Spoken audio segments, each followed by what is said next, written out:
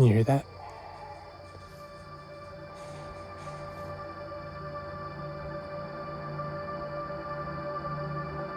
I think they're saying, enjoy your night dive.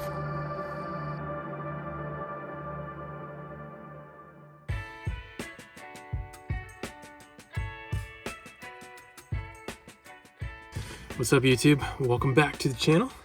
It is a warm spring night, and tonight we're going on a night dive in the spring, and we are taking my macro lens. So I'm gonna do some macro photography and filming.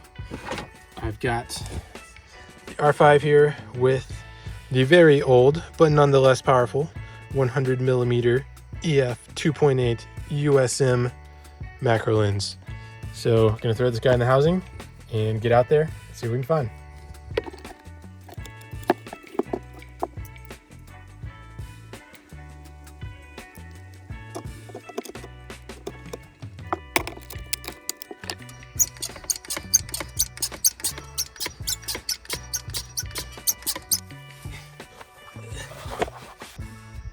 All right, we got the gear, we got the banana boat, and we got the camera. We're good to go.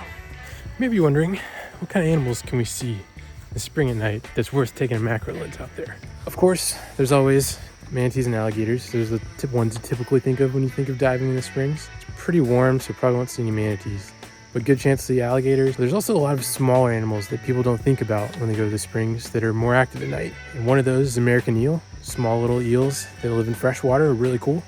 There's also the big claw river shrimp, which is the largest freshwater shrimp in Florida. It looks pretty much like a lobster. If we're lucky, you get to see one of those. They're not very common to find, unfortunately. Spoiler alert, I did not find a big claw river shrimp tonight, but here's a photo from one that my friend found a while back in this spring, just so you can see how cool they are. And then stingrays, crabs, tons of species of fish, snakes. I mean, really, who knows? You just have to get out there and see what animals are hanging out. You got one snake right here, and then another one right there. So that's a good sign, but we're gonna go out to the head spring. See you, buddy.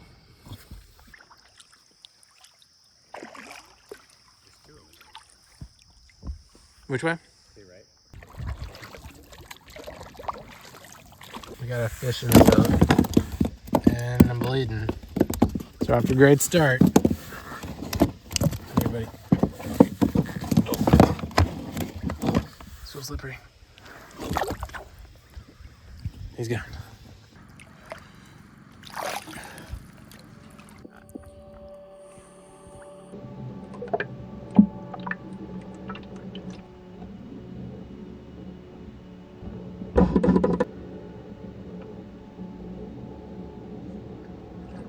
To start out, right at the surface, we found this water scorpion. It looks almost like an aquatic walking stick, but these guys are intense little predators and use their front pincer legs to catch their prey. The head spring itself was full of a huge school of mullet. It was pretty cool to float in the middle of the spring and just watch the fish swirl around me in the dark. They never stayed still for very long. There were also quite a few other species of fish hanging out, like these male sunfish. You can see the breeding colors on their face, and they were pretty busy guarding their nests. Also saw this big old largemouth bass hanging out. The colors on them are amazing. And of course, the invasive armored catfish. Now these are beautiful fish, but they don't belong in Florida Springs and are actually native to the Amazon. One of the more weird species of fish I saw was this hog choker. They are a type of flatfish and basically look like a tiny flounder. They actually spawn in saltwater and travel impressive distances back and forth from saltwater to the springs, which is a pretty amazing life cycle for a flat little guy like this. I mean, just look at those eyes. Both of them on one side of your face is crazy. And the last of the fish I saw were these young catfish. I see way more of these guys at night than I do during the day, and they also like to hang out back in the underwater caves of the spring, which is pretty neat.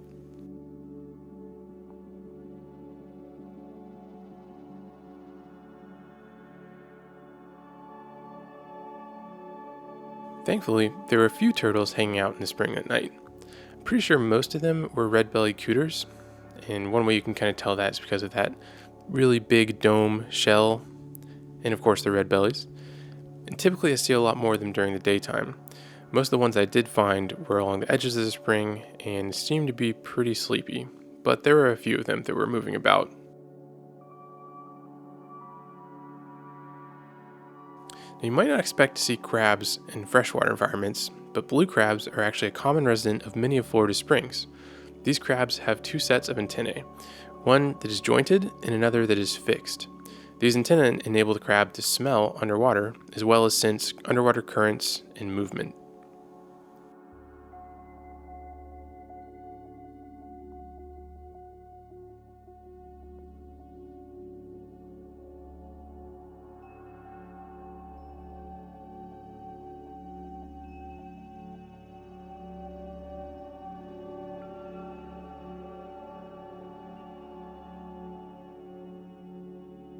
At first glance, this long, skinny body might look like it's from a snake, but this is actually an American eel. Now, this is a young eel. Weirdly enough, they don't grow reproductive organs until they reach adulthood, at which point they will actually journey all the way out to the Atlantic Ocean to the Sargassum Sea to breed with other eels from all around the Americas before dying. Meanwhile, their offspring are dispersed throughout North, Central, and South America by ocean currents. So it was really neat to see these guys dig into the sand around the spring, and I noticed they would then gulp water and force it out of their gills, causing these little boils in the sand to form behind their head. It was really neat behavior to see, but I'm not exactly sure what they were doing. I'm guessing it was a type of filter feeding, but made for some pretty striking visuals, of course.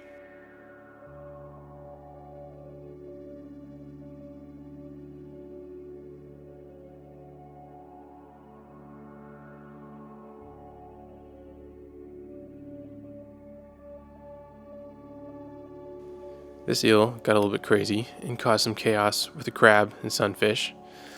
Not sure what they did to make him mad, but it's always neat to see the wildlife interacting with different species.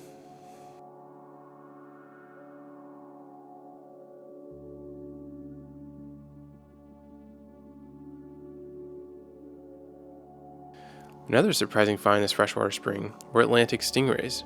These rays are able to tolerate fresh water, and certain populations, kind of similar to the blue crabs, have adapted to life in the springs. Just look at that eye. They aren't usually as active at night, so I was really excited to find a couple of these guys swimming about in the dark.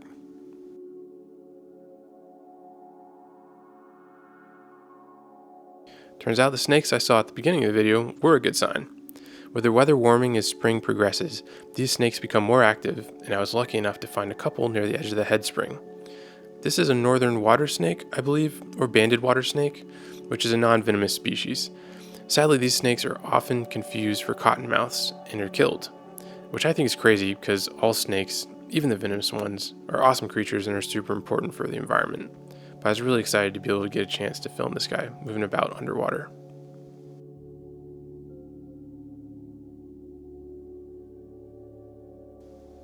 And last but not least, the guardian of the springs himself, the American alligator. Now, many people think alligators don't like the springs due to the cold water, but I have not found that to be the case. I think that human activity tends to scare them out from swim areas, but most wild springs have alligators, at least somewhere nearby.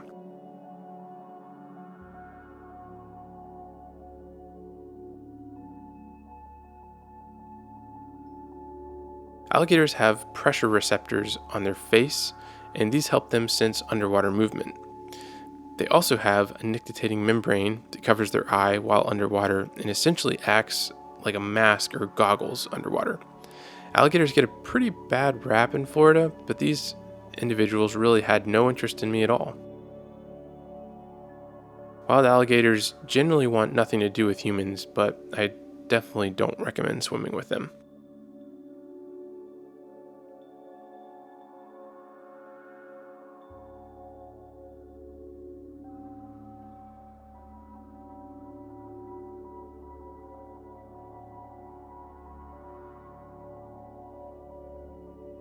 It was an awesome dive, but I've explored pretty much the whole spring, so it's time to start making the paddle back. So thank you guys so much for watching. Hope you enjoyed getting to see the spring at night at 100 millimeters, and I'll catch you in the next video. I think it will be the most rewarding in the long run. But